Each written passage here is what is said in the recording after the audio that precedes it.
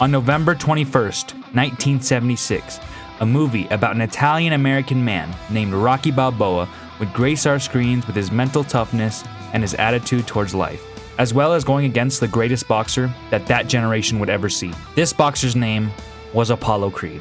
Flash forward about 9 years, and these two fighters would eventually become brothers. Apollo Creed would go on to fight a Russian boxer named Ivan Drago, who would brutally beat the holy hell out of Apollo Creed, causing him to unfortunately die due to significant brain damage. Also, right before he died, he had a child out of wedlock. This child would be named Adonis.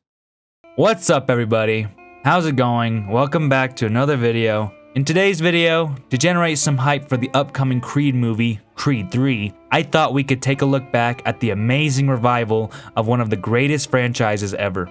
I'm of course talking about Creed 1. If you were to tell me in 2013 that the Rocky franchise would be getting a revival, with Apollo Creed's son being the one to do the reviving, I would have told you that you were crazy, because that sounds too good to be true. I saw this movie at a time that my life was being changed forever. I was indeed going through changes, not just physically, but mentally. I didn't see this movie when it first came out. I saw it almost 2 years later. Actually, the announcement of Creed 2 is when I finally saw this movie. You see, I grew up on films like The Karate Kid, Rocky 1, Rocky 2, Ninja Turtles, Rocky 3, Rocky 4.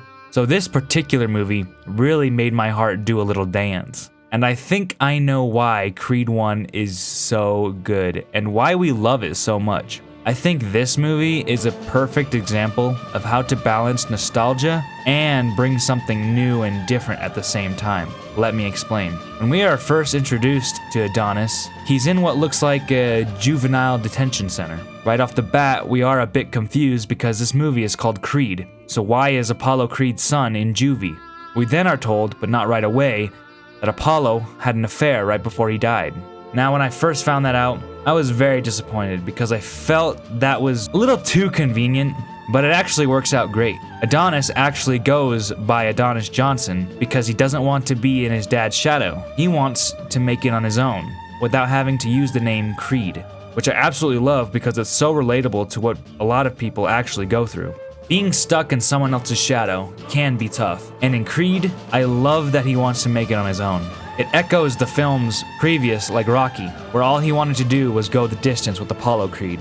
By the end of the movie, he accepts both names Creed and Johnson, and even proudly wears it on his shorts that have been replicated to look like his father's famous shorts that he wore every time he went to battle. This movie is not just about an underdog boxer that is able to go the distance with the world champion. It's a movie about acceptance and learning to be proud of your lineage. When we first see Rocky again, it's not this big reveal like he's coming out of a portal and we get an awkward pause so that the audience has time to gasp and cheer. We are brought back to Adrian's restaurant. When inside, we see Adonis is looking at old photographs of Rocky's career. It is then we hear a door open and in walks Rocky. It's kind of crazy how casual they bring back Rocky, especially in today's film industry where grand reveal cameos are the norm. Don't get me wrong, for every cameo that I just showed, I went crazy for every one of them. But it's not because of the grand reveal of the character coming back. It's because I love those characters is the reason why I get so excited. The reveal of Sylvester Stallone and Dolph Lundgren coming back to reprise their roles was just as effective as Andrew Garfield and Tobey Maguire coming back to play Spider-Man again. I just love how casual Rocky just enters the scene and starts conversing with Adonis. The best part about this conversation is how much Rocky tries to dissuade Adonis from fighting. Apollo Creed's death is still ringing through Rocky's mind, which I find extremely interesting. I love how in this film, Rocky doesn't come outright and starts training Adonis. When you really think about it, it's kind of a callback to Rocky 5, when he just kind of blindly agreed to train Tommy Gunn without even really thinking about it. It makes you wonder if that's what it was, or if just after Rocky 6, he decided that he was completely done with all the boxing entirely. Probably the first one, but you never know. I really like all the callbacks to the original movies. I feel that they were all handled pretty well in my opinion. None of it ever really feels forced, and I really like that about this movie. It just flows. It feels natural. But this movie isn't just Rocky 1 remastered. Adonis actually feels like his own character. He's not looking towards Ricky Conlan, saying that he just wants to go the distance with him.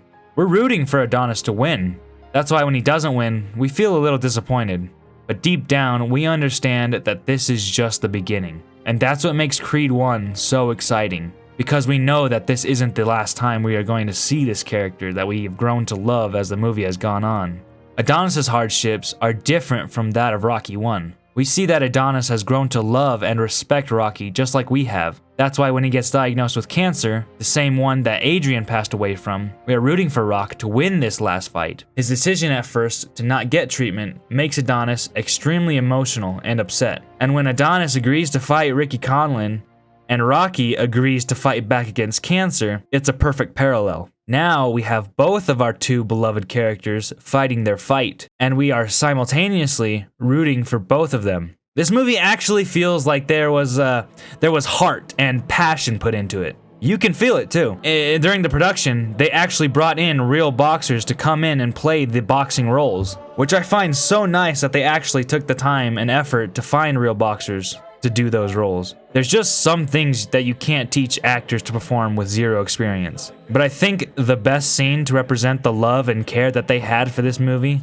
was in the final fight scene. After Adonis gets knocked down and what seems like he's out for good, we get a series of flashbacks from all the pain and things that he's lost within his life. We even get a flashback of his father and Rocky from their first fight. And then he rises from the ashes like a phoenix. And I really like this moment. It's a great callback to the round 14 scene that inspired the likes of David Goggins and so many others to completely take the soul of somebody that you're competing with. See, the win isn't in him actually winning the match. The win lies within Adonis getting back up after Ricky Conlan has given everything he has to defeat Donnie, and that is the true victory. I think the very end of this movie is perfect as well. It shows Rocky and Adonis at the top of the steps that Balboa ran up all them years ago. In conclusion, Creed 1 is one of my favorite films of all time. The music and the story really drive home this film. I love that they brought back Sylvester Stallone to reprise his role of Rocky Balboa. Michael B. Jordan is perfect as Adonis Creed. He has cemented this character as one of his best roles ever in his career. One that you could see no one else ever playing. You can feel the love and the passion that went into making this phenomenal movie. This movie was not only a revival, but the beginning of a brand new story with new characters and new fighters. And with the announcement of Creed 3, it's obvious that this movie did what it needed to. Thanks so much for watching today's video. I hope you enjoyed it, because I certainly did making it. I thank you all so much for their support recently. It's a lot more than I deserve. I plan on making more content on Rocky and Creed to get us ready for Creed 3. Alright folks, that's all I have for you for today. Remember to follow God, protect your energy, stay focused, ignore the distractions. And without further ado, peace out, nerds!